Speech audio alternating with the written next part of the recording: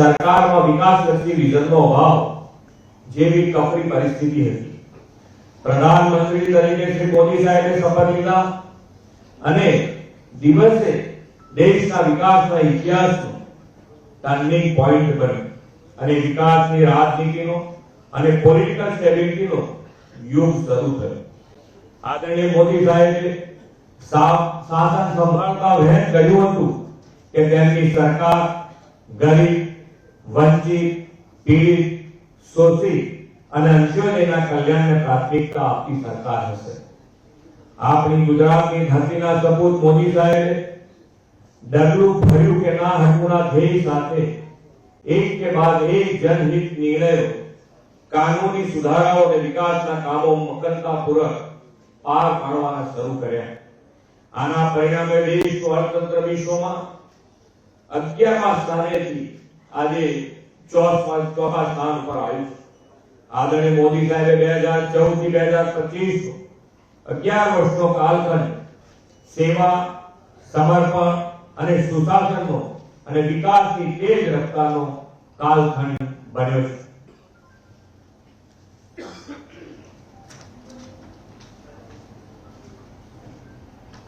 દેશમાં piece, progress અને પ્રોસ્પેરિટીમાં વધારો થયો છે. આપણા સૈન્યોએ કરેલા સર્જિકલ સ્ટ્રાઇક, એર સ્ટ્રાઇક અને ઓપરેશન સિંદૂર જેવા પરાક્રમથી કાલખંડ બન્યો છે.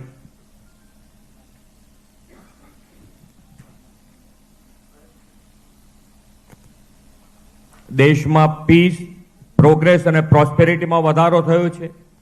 આપણા સૈન્યોએ કરેલા સર્જિકલ સ્ટ્રાઇક, એર સ્ટ્રાઇક અને ઓપરેશન સિંદૂર જેવા નેતૃત્વનો લાભ સતત ઘણી દાયકાથી મળી રહ્યો છે. તેમના દિશાદર્શનમાં ગુજરાત વિકાસનું રોલ મોડેલ બન્યું છે. મોદી સાહેબે કેન્દ્રમાં શાસન દાયિત્વ સંભાળ્યું ત્યારથી કેન્દ્ર રાજ્યની ડબલ એન્જિન સરકારના બેવડા લાભ સાથે ગુજરાત વિકાસની ગતિ પૂરપાટ વેગે આગળ વધી છે. તેમણે વડાપ્રધાન તરીકે દિલ્હીમાં શાસન સંભાળ્યું અને ગુજરાતના પ્રશ્નોના નિરાકરણનો માર્ગ મોકળો બન્યો. આદરણીય મોદી સાહેબે ગુજરાતને આ 11 વર્ષમાં અગણિત અને અકલ્પનીય વિકાસ કામોની તેમણે વડાપ્રધાન તરીકે દિલ્હીમાં શાસન સંભાળ્યું અને ગુજરાતના પ્રશ્નોના નિરાકરણનો માર્ગ મોકળો બન્યો. આદરણીય મોદી સાહેબે ગુજરાતને આ 11 વર્ષમાં અગણિત અને અકલ્પનીય વિકાસ કામોની ભેટ, યોજનાઓ માટે નાણાં અને ગરીબ કલ્યાણ માટેના નક્કર આયોજનો આપ્યા છે. મોદી સાહેબે વડાપ્રધાન બન્યાના 17 જ દિવસમાં નર્મદા ડેમ પર દરવાજા લગાવવાની અને ડેમને તેની પૂર્ણ ઊંચાઈ સુધી લઈ જવાની વર્ષોથી અટકેલી મંજૂરી આપી. દેશમાં વર્ષોથી અટકેલા અને બંધ પડેલા ઇન્ફ્રાસ્ટ્રક્ચર પ્રોજેક્ટ પીએમ ગતિ શક્તિમાં પૂર્ણ થાય અને નવા વર્લ્ડ ક્લાસ ઇન્ફ્રાસ્ટ્રક્ચરનો વિકાસ થયો છે. તાજેતરમાં દાહોદમાં રેલ એન્જિન ફેક્ટરીનું લોકાર્પણ વડાપ્રધાનશ્રીએ કર્યું છે અને ત્યાં બનનાર લોકોમોટિવ દેશની આત્મનિર્ભરતાના પ્રતીક બનવાના છે.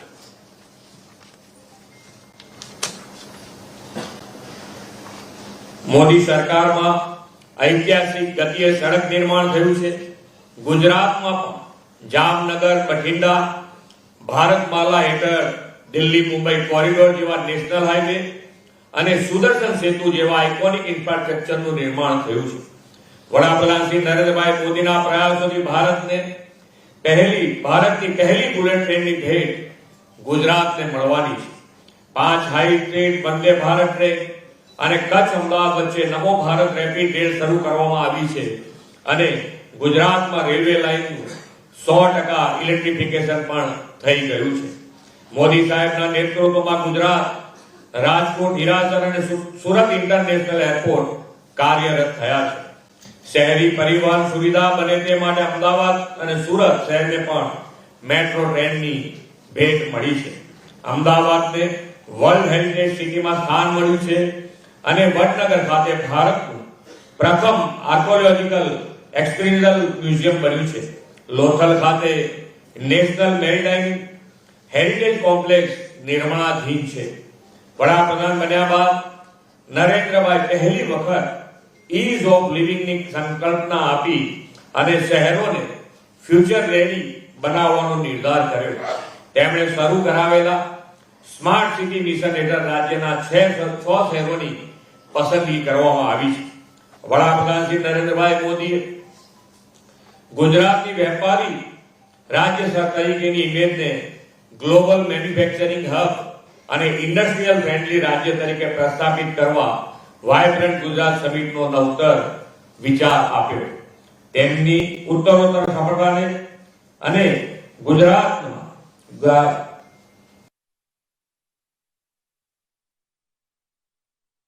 24 લાખ જેટલા એમએસએમઈ એકમોનું આ માટે મહત્વપૂર્ણ યોગદાન છે. એટલું જ નહીં, ગુજરાતમાં ઉભરતા ક્ષેત્રો સેમિકન્ડક્ટર, એઆઈ, મશીન લર્નિંગ વગેરેમાં લીડ લઈ રહ્યું છે અને ગિફ્ટ સિટી દેશનું ફિનટેક કેપિટલ બન્યું છે.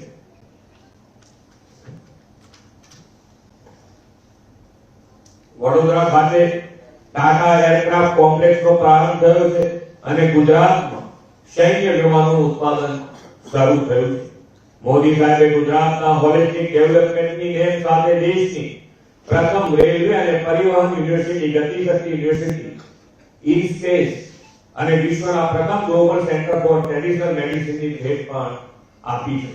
આદરણીય મોદી સાહેબની વિઝનરી લીડરશિપમાં ગ્લોબલ વોર્મિંગ અને ક્લાઇમેટ ચેન્જના પડકારો સામે રિન્યુએબલ એનર્જી અને ગ્રીન ગ્રોથથી પર્યાવરણ પ્રિય વિકાસને ધ્યેય આપણે પાર પાડ્યો છે. કચ્છના ખાવડામાં એશિયાનો સૌથી મોટો હાઇબ્રિડ રિન્યુએબલ એનર્જી પાર્ક આકાર પામી રહ્યો છે. વડાપ્રધાનશ્રીએ આપણા રોજિંદા જીવનમાં પણ પર્યાવરણ અનુકૂળ જીવનશૈલી મિશન લાઈફની પ્રેરણા આપી છે. ધરતી માતાનું ગ્રીન કવર વધારવા માટે એક પેડ માં કે નામ શ્રી મોદી સાહેબના આહવાનને 17 કરોડ 50 લાખ વૃક્ષોના વાવેતરથી ગુજરાતે ઝીલી લીધું છે. ભૂગર્ભ જળ ઊંચા લાવવા માટે કેચ ધ રેન અભિયાનમાં પણ ગુજરાતે મહત્વપૂર્ણ યોગદાન આપ્યું છે. 2600 થી વધુ અમૃત સરોવરનું નિર્માણ તેમજ 1,18,000 થી વધુ જળ સંચયના કામો પૂર્ણ કર્યા છે. આદરણીય મોદી સાહેબે ખેડૂત અને ખેતીને વધુ સશક્ત કરવા આપેલા અનેકવિધ કૃષિ આવકના સ્ત્રોતો અને આયોજનોનો લાભ રાજ્યના કિસાનોને મળતો થયો છે. સાથોસાથ બેક ટુ બેઝિકના મંત્ર સાથે પ્રાકૃતિક ખેતીને પણ વેગ આપ્યો છે. આજે ગુજરાતમાં 10 લાખ જેટલા ખેડૂતો પ્રાકૃતિક ખેતી કરતા થયા છે અને એમનામાંથી પ્રેરણા લઈ અને બીજા ખેડૂત પણ આગળ વધી રહ્યા છે. વડાપ્રધાનશ્રી આપેલા સહકારથી સમૃદ્ધિના સૂત્રને સાકાર કરવામાં પણ ગુજરાત અગ્રેસર છે. આજે રાજ્યમાં 1.71 કરોડ સભાસદો ધરાવતી સમગ્રતાએ 89,000 થી વધુ મંડળીઓ કાર્યરત છે. વડાપ્રધાનશ્રીએ મહિલાના સશક્તિકરણ, સ્વાવલંબનથી બહેનોને પગભર કરવાની નવી દિશા આપી છે. લખપતિ દીદી જેવી પહેલના પરિણામે બહેનો આજે 1 લાખ જેટલી વધુની આવક કૃષિ, પશુપાલન, લઘુ ઉદ્યોગ અને ગૃહ ઉદ્યોગમાંથી મેળવતી થઈ છે. શ્રી મોદી સાહેબના મહિલા કલ્યાણ અભિગમના કારણે ગુજરાતમાં 4.5 લાખ બહેનો લખપતિ દીદી બની છે. વડાપ્રધાન શ્રી નરેન્દ્રભાઈ મોદીના પ્રવાસન અને પ્રોત્સાહનના વિઝનના પરિણામે રાજ્યમાં પ્રવાસન અને સંસ્કૃતિ જોડવામાં સફળ આયામો હાથ ધરાયા છે. કચ્છનું રણોત્સવ માધ્યમથી પ્રવાસનું તોરણ બન્યું છે. આપણે સ્ટેચ્યુ ઓફ યુનિટી, માધવપુરનો મેળો, મોન્સૂન ફેસ્ટિવલ સાપુતારા અને અંબાજીમાં પરિક્રમા મહોત્સવ જેવા આયોજન પ્રવાસન સાથે જોડીને દેશ વિદેશના પ્રવાસીઓમાં પ્રવાસન માટે આકર્ષણ ઊભું કર્યું છે અને કરીને એક ભારત શ્રેષ્ઠ ભારત સાકાર સાથે સાથે થઈ ગયું છે. 11 વર્ષનો મોદી સાહેબનો સફળ સુશાસન કાળ દેશના વિકાસ સુવર્ણ કાળ બન્યો છે. ગરીબી ઘટી અને 25 કરોડ લોકો ગરીબીમાંથી બહાર આવ્યા છે. વિકાસના નીત નવા આયામો જોડાયા છે અને દેશ નવી સિદ્ધિઓ હાંસલ કરે છે.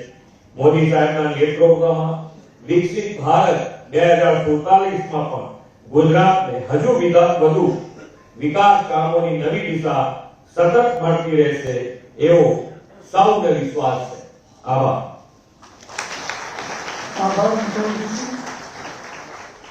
આપણે પત્રકાર પરિષદનું સમાપન કરીશું. કાર્યકર્તાઓને વિનંતી છે કે પોતાના સ્થાન પર બેસી રહે અને પત્રકાર મિત્રો આપ બહાર પ્રદર્શનીના કવરેજ માટે જઈ શકો છો. ત્યારબાદ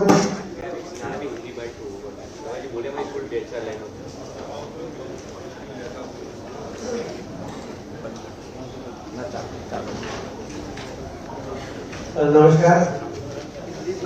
माननीय प्रधानमंत्री नरेंद्र मोदी साहब के 11 साल के शासन को कल पूर्ण हुए। 11 साल के शासन में उन्होंने प्रजालक्षी, विकास लक्षी, देश को सुरक्षित बनाने लक्षी विविध प्रकार के कामों का जो काम અને હવે વાત સુરતની. સુરતમાં એસટી બસને અકસ્માત નડ્યો છે. રેતી ભરેલા ઉભેલા ટ્રક પાછળ ઘૂસી ગઈ બસ. કામરેજ પાસે નેશનલ હાઈવે નંબર 48ના સર્વિસ રોડ પર અકસ્માત થયો. બસમાં સવાર 10થી વધુ મુસાફરો ઈજાગ્રસ્ત થયા છે. દાહોદથી સુરત આવી રહી હતી બસ. એસટી બસમાં 40 જેટલા મુસાફરો સવાર હતા. કામરેજ ફાયર અને સુરત જિલ્લા ટ્રાફિક પોલીસે બસનું પતરું તોડી અને ફસાઈ ગયેલા પેસેન્જરને બહાર કાઢ્યા હતા. ઈજાગ્રસ્તોને સુરત શહેરની હોસ્પિટલમાં ખસેડવામાં આવ્યા છે. તો સુરતના કામરેજ પાસે એસટી બસને અકસ્માત નડ્યો. બસમાં સવાર 10થી વધારે મુસાફરો ઈજાગ્રસ્ત થયા છે, જેમને સુરત શહેરની હોસ્પિટલમાં ખસેડાયા છે. દાહોદથી સુરત તરફ આ બસ જઈ રહી હતી, જે સુરતના કામરેજ પાસે એક સર્વિસ રોડ પાસે તેને અકસ્માત નડ્યો. ટ્રક પાછળ આ બસ ઘૂસી ગઈ હતી, જેના પગલે બસમાં સવાર જે મુસાફરો હતા તે પૈકી 10 જેટલા મુસાફરોને નાની મોટી ઈજા પહોંચી, જેઓને સુરતની હોસ્પિટલમાં સારવાર માટે ખસેડાયા છે. બે અલગ અલગ તસવીરો આપને બતાવી રહ્યા છીએ કે જ્યારે રેતી ભરેલો જે ટ્રક ઊભો હતો તેની પાછળ આ બસ ઘૂસી જાય છે અને ત્યારે ઘણા બધા જે મુસાફરો બસમાં સવાર હતા તે અંદર જ ઘાયલ થઈ જાય છે. અને અહીંયા સ્થાનિક પોલીસનો કાફલો પણ અહીંયા પહોંચ્યો હતો અને પતરાને તોડીને જે મુસાફરો અંદર હતા તેમને બહાર કાઢ્યા હતા. સુરતથી સંવાદદાતા કેતન પટેલ જોડાયા છે.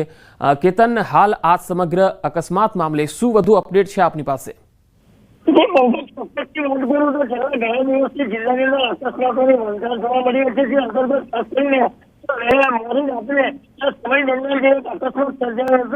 કોંગ્રેસ પાસે જે ખાવાથી હક તરફ જઈ રહેલી બસ જે આગળ ચાલતું ડમ્પરની પાછળ ઘૂસી જતા ખોંખાર અકસ્માત સર્જાયો હતો. અકસ્માતની અંદર ઘણા મુસાફરોને સામાન્ય ઈજા પણ જોવા પામી હતી, પરંતુ જે અંતર્ગત ખાસ કરીને જિલ્લા ટ્રાફિક પોલીસ, જિલ્લા પોલીસ અને 108ની ટીમ ઘટના સ્થળે પહોંચી અને જે ઈજાગ્રસ્તો છે તેઓને સારવાર અર્થે ખાનગી હોસ્પિટલ તેમજ સિવિલ હોસ્પિટલ ખાતે ખસેડવામાં આવ્યા હતા. અને હાલ સમગ્ર મામલે કામરેજ પોલીસે અકસ્માતનો ગુનો નોંધીને વધુ તપાસ કરવામાં આવી છે.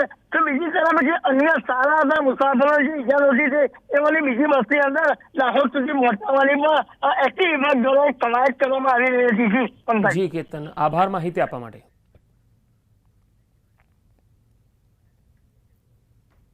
તો બે અલગ અલગ તસવીરો આપણે બતાવી રહ્યા છીએ સુરતના કામરેજ અને ખેડાના કપડવંજની. એસટી સવારી સલામત તમારી સૂત્ર તો છે, પણ 2 દિવસમાં 2 એસટી બસના અકસ્માત સર્જાયા. મુસાફરોના જીવ જોખમમાં મુકાયા. બંને અકસ્માતમાં ટક્કર એટલી જોરદાર હતી કે બસનો બુકડો બોલી ગયો. ટીવી સ્ક્રીન પર આ બંને દ્રશ્યો તમે જોઈ શકો છો, જે દેખાવથી જ ડરામણા લાગે છે. પહેલા દ્રશ્યો જે સુરતના કામરેજના છે, જ્યાં દાહોદથી સુરત આવતી બસ રેતી ભરેલા ઊભા ટ્રક પાછળ ઘૂસી ગઈ અને હવે ઊભેલો ટ્રક પણ બસ ચાલકને ન દેખાયો. સદનસીબે કોઈ મોટી દુર્ઘટના સર્જાઈ નથી, પરંતુ મુસાફરોના જીવ તો તાળવે ચોંટી ગયા. એક મુસાફર તો બસના પતરામાં ફસાઈ ગયો હતો. જો મોટી દુર્ઘટના સર્જાઈ હોત તો. હવે આવી જ રીતે ગઈકાલે ખેડાના કપડવંજના મોડાસા રોડ પર પાંખિયા ચોકડી નજીક ટ્રિપલ અકસ્માત થયો, જેમાં એસટી બસ, ટ્રક અને ડમ્પર વચ્ચે અકસ્માત થયો. બસના કંડક્ટર અને એક પેસેન્જરનું મૃત્યુ થયું. અન્ય 8 લોકો ઈજાગ્રસ્ત થયા. ટક્કર એટલી ભયાનક હતી કે એ બસની આ ભંગાર હાલત જોઈને જ ખ્યાલ આવી જાય છે. 2 દિવસમાં આ 2 ભયંકર અકસ્માત થયા.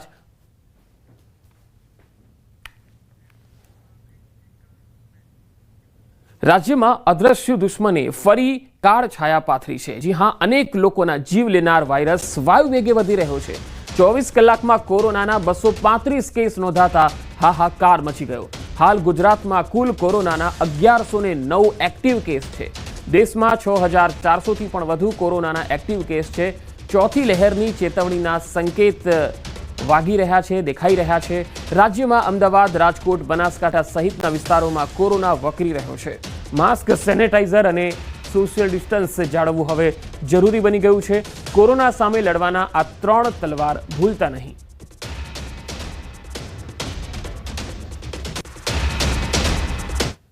મહીસાગરના લુણાવાડા તાલુકાના કોઠંબા આરોગ્ય કેન્દ્રને લઈ ગંભીર આક્ષેપો લાગ્યા.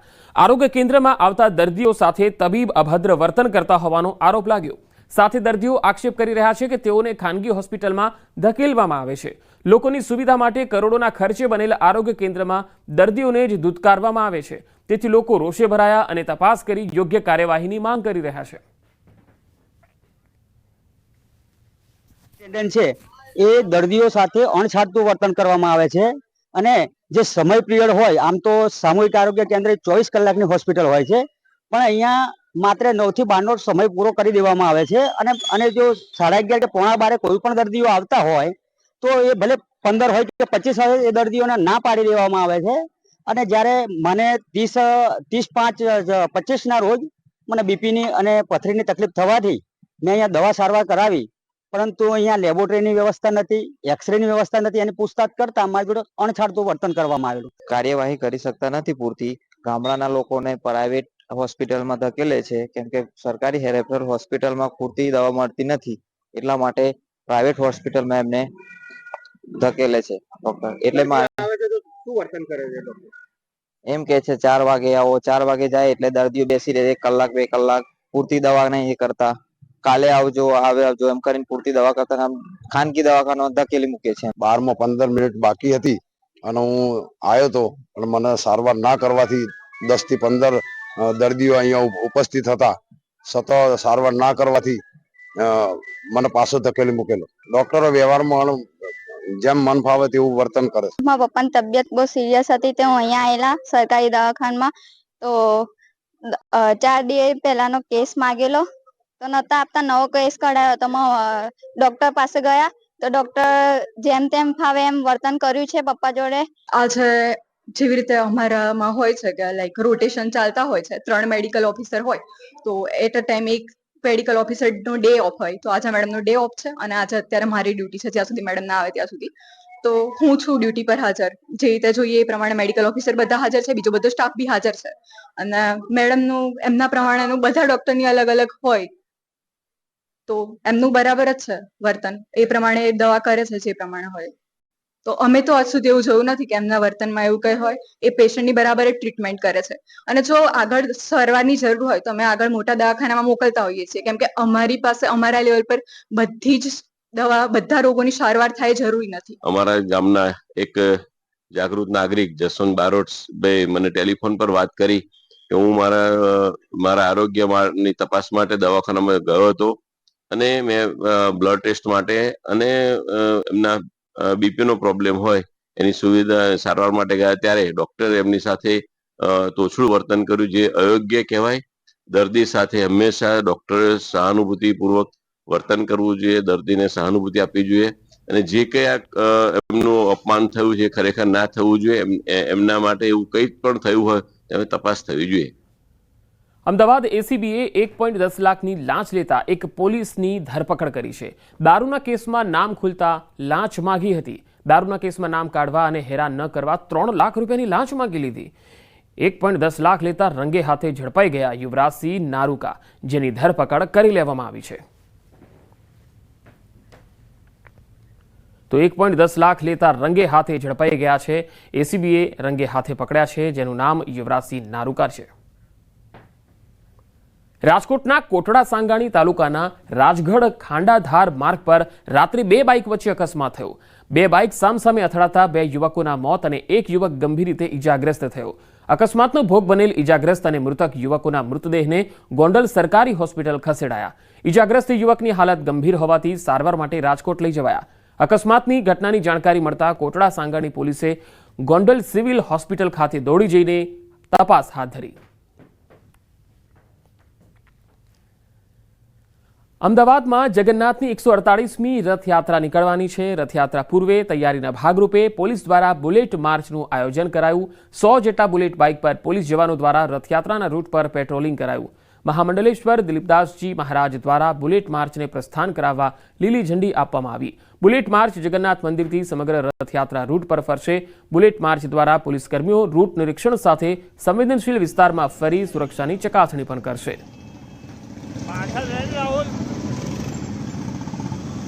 आज रथ यात्रा 2025 के लिए हमने रथ यात्रा रूट पर बुलेट बाइक पेट्रोलिंग का आयोजन किया है, जिसमें 100+ बाइक्स हैं।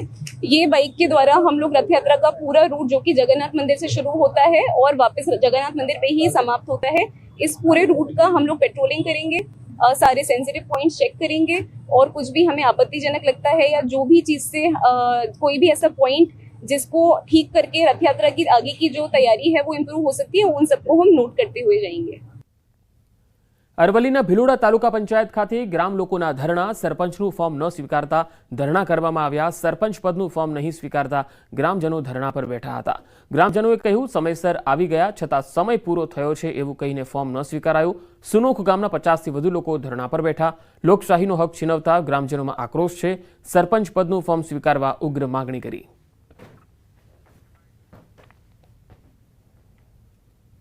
આ લોકો ટાઈમ થઈ ગયો એમ કરી એમનું કામ પેલા ભાઈએ આયા હમણાં પેલા પાર્ટી એ લોકો કીધું કે ટાઈમ પૂરો થઈ ગયો એ ટાઈમ પૂરો થઈ ગયો એમ કરીને અમારું બધું ફોર્મ સાઈડમાં કરી દીધા। અમે 12 વાગ્યાના ઓફિસે આવી પહોંચેલા।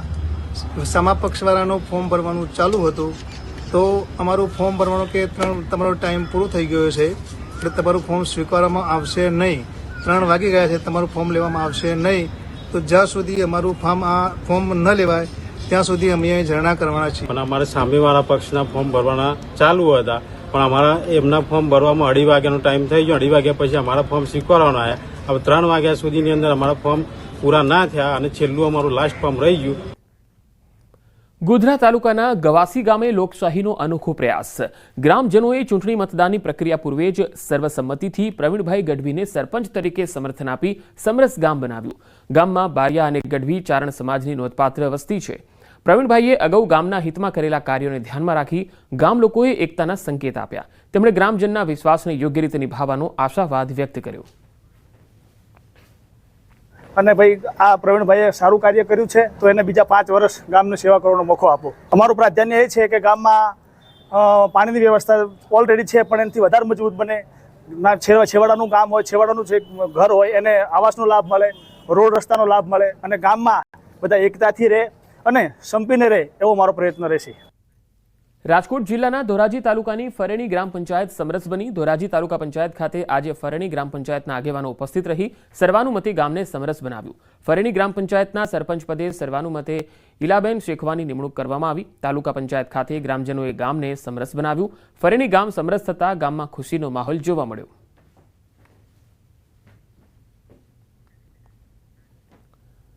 વિધાનસભા પેટા ચૂંટણીમાં સાધુ સંતોની એન્ટ્રી। અમૃતગીરી બાપુએ નામ લીધા વગર નિવેદન આપ્યું। સનાતન ધર્મ વિરોધી લોકો લાભ ખાટવા નીકળ્યા છે। સનાતન ધર્મ અને દેશની રક્ષા કરતી પાર્ટીને મતદાન કરવાની તેઓએ અપીલ કરી।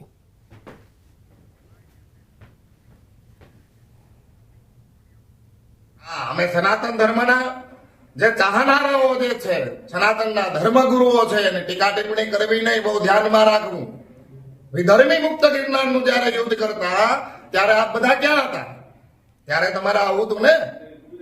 આજે જ કેમ એમ? આજે સ્વયં પોતે પોતાના સ્વાર્થ માટે કઈ ને કઈ જો કરી રહ્યા હોય તો અમારી ભોળી પ્રજાને, ભેસાણ વિસાવદર જનતાને ભોળવી ન લેવી અને જનતાને એમાં આવવું નહીં બહાર। તો આ બુલેટિનમાં અત્યારે આટલું જ। નમસ્કાર।